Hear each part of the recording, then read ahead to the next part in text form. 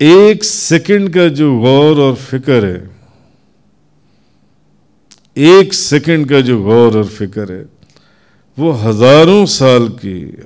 ہزار سال کے اس ذکر سے افضل ہے جو بغیر فکر کی ہو۔ 1000 سال بیٹھ کر بندہ بس تسبیح پڑھی جا رہا ہے، پڑھی جا رہا ہے، پڑھی جا رہا ہے، پڑھی جا رہا ہے، پڑھی جا رہا ہے، پڑھی جا رہا ہے، مگر کبھی اس نے قرآن کریم کی کسی آیت میں، کسی حدیث میں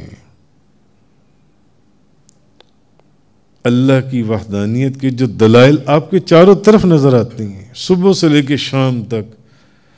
ہر چیز کے اندر آپ کو اللہ کا جلوہ نظر آتا ہے اگر بندہ غور اور فکر کرے۔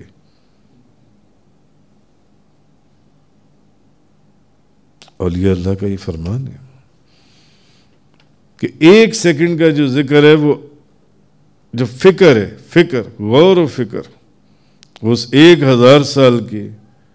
ذکر سے افضل ہے جس میں کوئی فکر ہی نہ ہو۔ اور آپ کے ارد گرد ہزاروں لوگ آپ کے ارد گرد پھریں گے جو آپ کو صرف تسبیحیں پڑھتے ہوئے نظر آئیں گے، ان کو کچھ پتہ نہیں ہے کسی چیز کا، نہ قرآن کا، نہ حدیث کا، نہ ان کو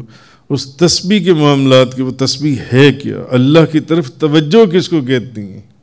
اس کو معلوم ہی نہیں ہے۔ اللہ کی طرف توجہ ہوگی تو اس کے وجود کے اندر اخلاق پیدا ہوگا،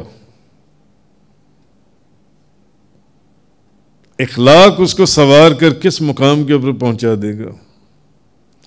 اور اللہ کی طرف جب توجہ نہیں ہوگی تو جتنی مرضی تسبیحیں پڑھ لے وہ